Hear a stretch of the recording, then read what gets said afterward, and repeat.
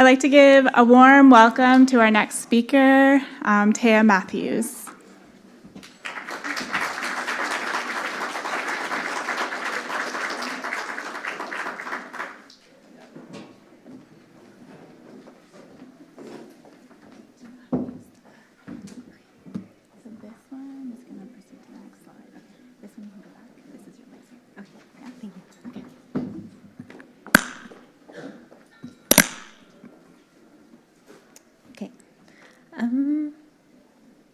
Could I have a mic instead? Yeah.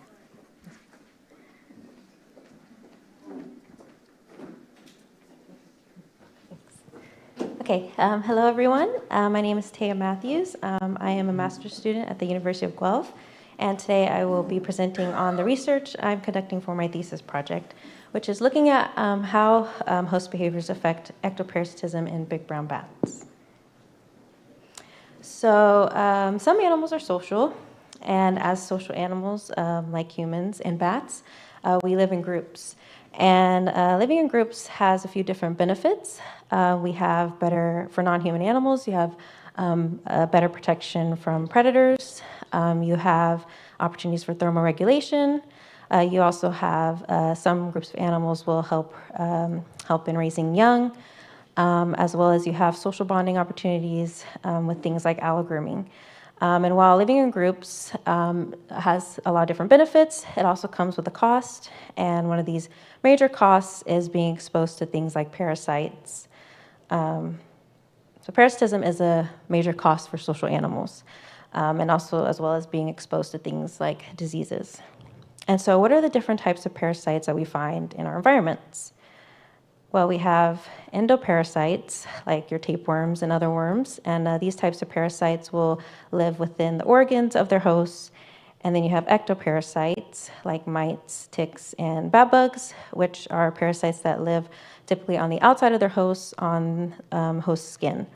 And for my project specifically, I will be focusing on ectoparasites. And so what are some of the things that can influence parasitism?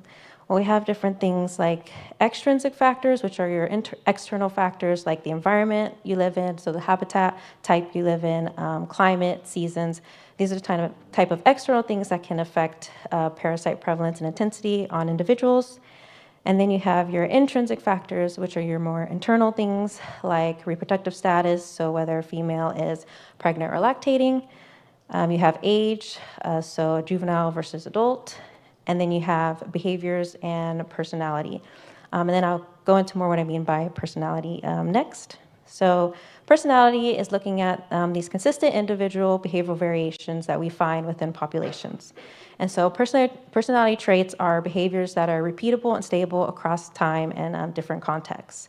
So essentially, these are behaviors that no matter how much time has passed or what kind of situation an individual finds themselves in, we expect these behaviors to be expressed basically the same. And you have different types of personality traits that you look at in studies. Typically, we'll look at exploration, sociability, boldness, aggression, and activity. And depending on the organism you're studying or the system you're studying, you will use certain behavioral assays to quantify for these certain personality traits. For my project specifically, I will be looking at exploration and activity as the personality traits I will be quantifying in big brown bats. And for exploration, that's basically looking at how often an individual investigates something new in their environment. And then for activity, that's just measuring how long an individual spends being locomotive or crawling around in a space. And so that leads me to my question then, knowing that these things can have an influence in parasitism. So how do things then like reproductive status, age, and these personality traits, activity, and exploration affect parasitism in social bats? So bats live in roosts, and so they are a good model to look at how parasitism and behavior play a role. And I will be specifically addressing this in big brown bats. As most of us know about big brown bats, they're pretty abundant throughout North America. They can roost in trees and also most commonly in buildings. And I will be focusing my study looking at big brown bats in maternity colonies. And so far, there's only been about 11 published studies 11 published studies done on personality in bats. And this was taken from a paper done last year by Kuo et al. And about half of these studies have focused on looking at personality in little brown and big brown bats. Other types of bats that have been looked at is Spix's discwing bat, free-flying nectivorous bat, and Asian bentwing bat. And the type of behaviors that have been measured can range from repeatability of vocalization behaviors to the repeatability of things like foraging behaviors. And one study that my advisor, Dr. Quinn Weber, conducted, looking at little brown bats and activity, was looking at to see how activity affected ectoparasitism, more specifically flea intensity. This was done during the swarming season, and in the figures above, you'll see here that the more active an individual was found to be, the less amount of fleas that they had. And so this kind of leaves, though, a question here. We don't really know much about how behaviors affect ectoparasitism in maternity colonies of big brown bats specifically. So that is kind of the gap in research that I will be addressing. And so that leads to my hypothesis. I hypothesize that intrinsic factors influence variation ectoparasitic infection, and I have 3 predictions. For my first prediction, looking at reproductive status, I predict that, I don't know why it looks like that. Pregnant females will have a lower ectoparasitic load than lactating females. And the idea behind this is that pregnant females are still able to care for themselves while they're also gaining nutrients for the pup that they have inside them. And then when they're lactating, they're taking care more so of their pup, going out to feed and coming back to feed their pups. So less time is being spent essentially taking care of themselves. And then for my second prediction, looking at age, I predict that juveniles will have more ectoparasites than adults. And the idea behind this is that juveniles are just essentially not good at grooming as adults. So we expect them to have more ectoparasites. And then for my third prediction, looking at personality, I expect bats that are more exploratory and active to have more ectoparasites than less exploratory and less active counterparts. And the idea behind this is that a more exploratory and active bat will interact more with conspecifics in the roost and perhaps move around more, so potentially exposing themselves to more parasites than a bat that's, say, less exploratory and less active. And so for my study, the study area, I conducted my study and collected my data here in Southern Ontario. I had about 5 main sites where I did my data collection. And the total number of big brown bats that I captured was around 212. And then the total number of individuals that underwent the behavioral assay that I used to quantify for activity and exploration was about 90. 101 videos total says there, but that's because 10 bats went through the behavioral trial twice, and that was to account for repeatability. And so this photo just shows one of the sites that we visited. This was on an elderly couple's property. They had a maternity colony of big brown bats roosting in the roof of their shed. And we captured the bats using a harp trap. We also used mist nets as well. And then to sample ectoparasites, we did this by taking a bat and stretching out its wing and holding it up to a headlamp light. This allowed us to be able to see the types of ectoparasites that are most commonly found on big brown bats, which are mites, and they specifically, or most commonly, belong to the genus Spinturnix.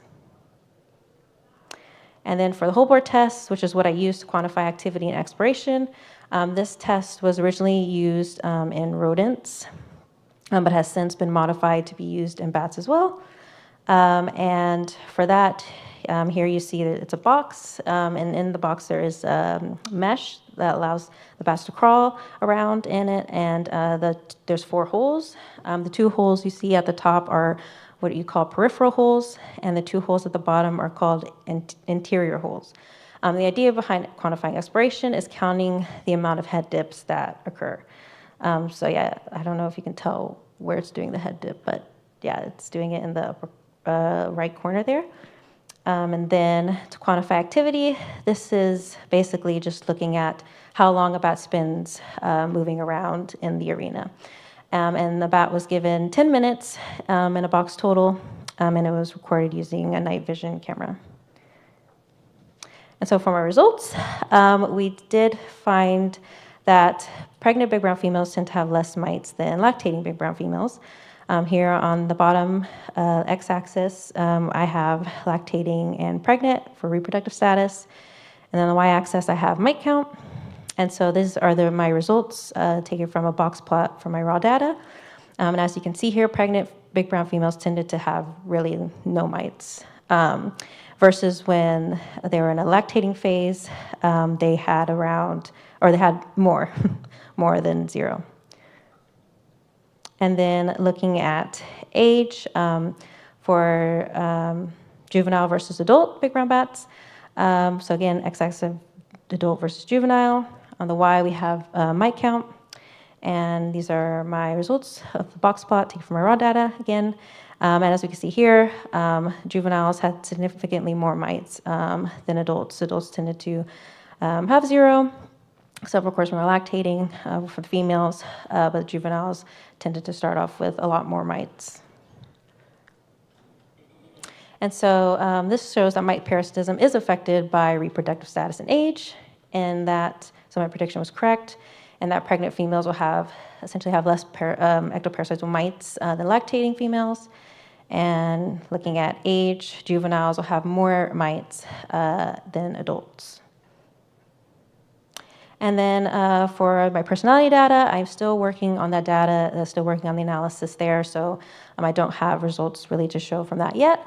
But we expect activity, or an individual with a higher activity exploration score to have a higher mite count.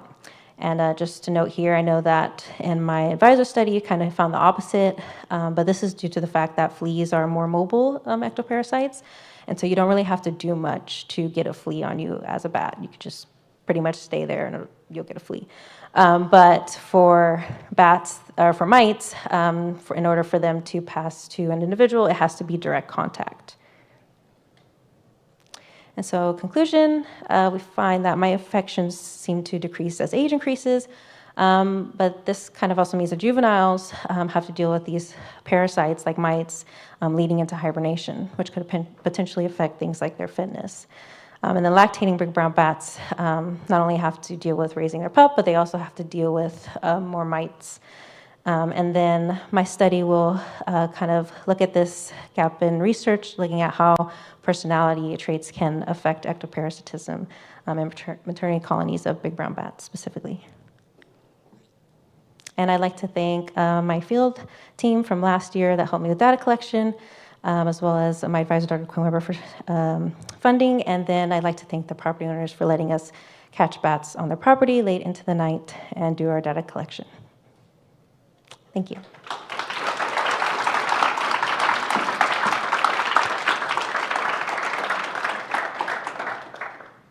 Thank you, Teya. We do have time for questions.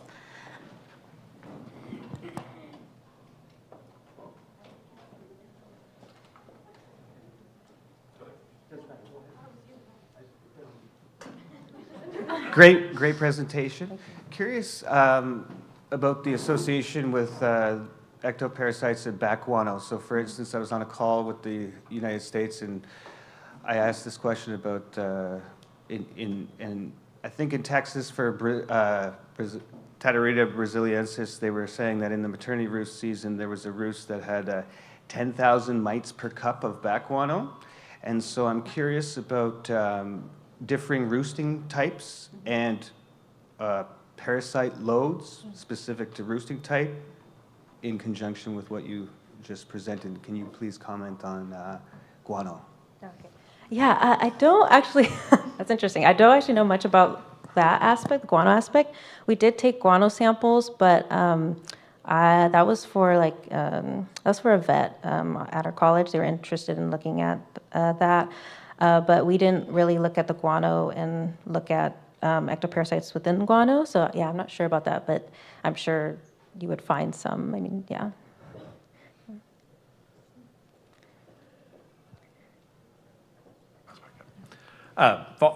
Very interesting stuff, and maybe following from that, I'm thinking about mother-pup interaction. So lactating females have more mites, and pups have more mites. Right, yeah.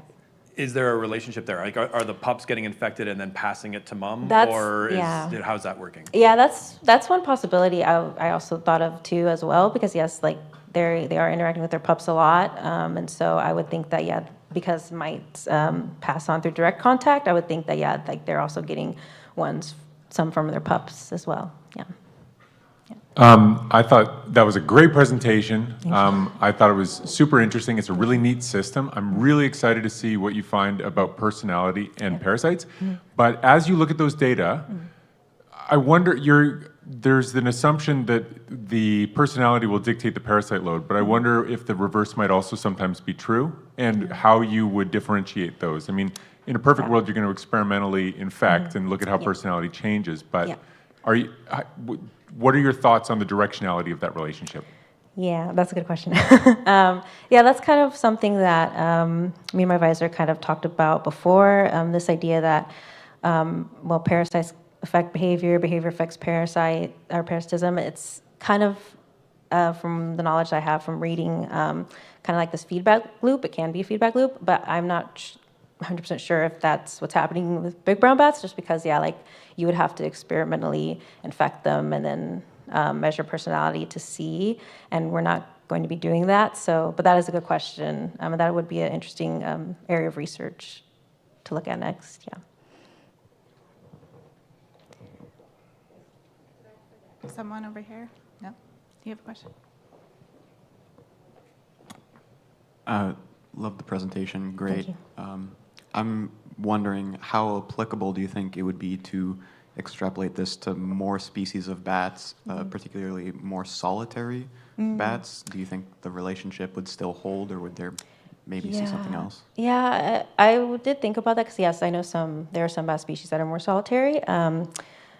Yeah, I'm not sure. I mean, I think because personality can be these like individual traits, you probably could test that in more solitary species, but whether that would affect things like parasitism, I'm not sure. I'm not too sure on that, and I don't know how many studies have actually looked at that. But yeah.